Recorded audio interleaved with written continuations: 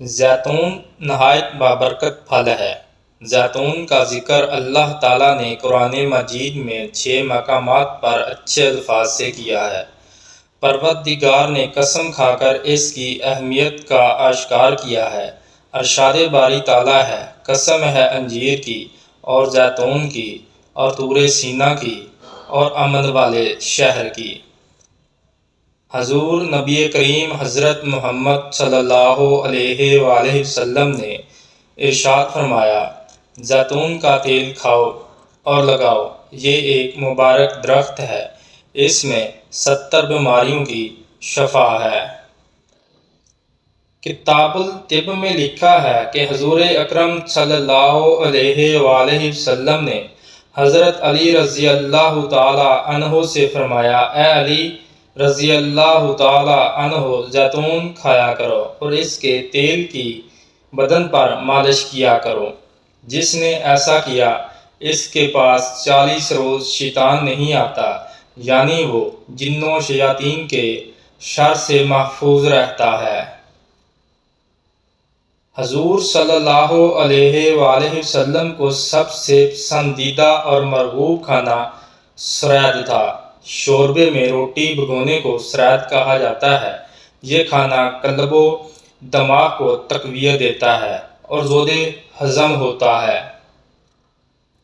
حضرت ابن عباس سے روایت ہے کہ پینے کی چیزوں میں رسول اللہ صلی اللہ علیہ وآلہ وسلم کے نزدیک دودھ بہت عزیز تھا۔ حکمت یہ ہے کہ دودھ بدن کی خشکی دور کرتا ہے، چہرے کا رنگ سرخ کرتا ہے، وہ خراب فضلات نکالتا ہے اور دماغ کو قوی کرتا ہے، طبیعت میں نرمی اور دماغ میں تیزی پیدا کرتا ہے۔ رسول اللہ صلی اللہ علیہ وآلہ وسلم پھلوں میں انگور کو بہت پسند فرماتے تھے۔ حکمت یہ ہے کہ انگور خون صاف کرتا ہے، بدن کو فربا کرتا ہے، گردے پر چربی چڑھاتا ہے۔ حضرت عائشہ رضی اللہ تعالی عنہا سے روایت ہے کہ رسول صلی اللہ علیہ وآلہ وسلم کو شہد بہت مرغوب تھا۔ حضور صلی اللہ علیہ وآلہ وسلم کو شہد اس لیے پسند تھا کہ اللہ تعالیٰ نے فرمایا ہے کہ اس میں شفا ہے، اور حکمہ نے شفا کے لیے بے شمار فوائد لکھے ہیں۔ مثلاً نہار منہ چاٹنے سے بلغم دور ہوتا ہے، معدہ صاف کرتا ہے اور فضلات کو دفع کرتا ہے، معدے کو اعتدال پر لاتا ہے، دماغ کو قوت دیتا ہے، مثانے کے لیے مفید ہے اور گردے کی پتھری کو دور کرتا ہے۔ حدیث نبوی صلی اللہ علیہ وآلہ وسلم ہے کہ کھجور کھایا کرو۔ کھجوروں میں سب سے بہتر برنی کھجور ہے، کیونکہ یہ پیٹ سے بیماری کو نکالتی ہے اور کھجوروں میں کوئی بیماری نہیں ہوتی۔ ایک حدیث نبوی صلی اللہ علیہ وآلہ وسلم ہے کہ ہر انار میں ایک قطرہ جنت کے پانی کا ضرور ہوتا ہے۔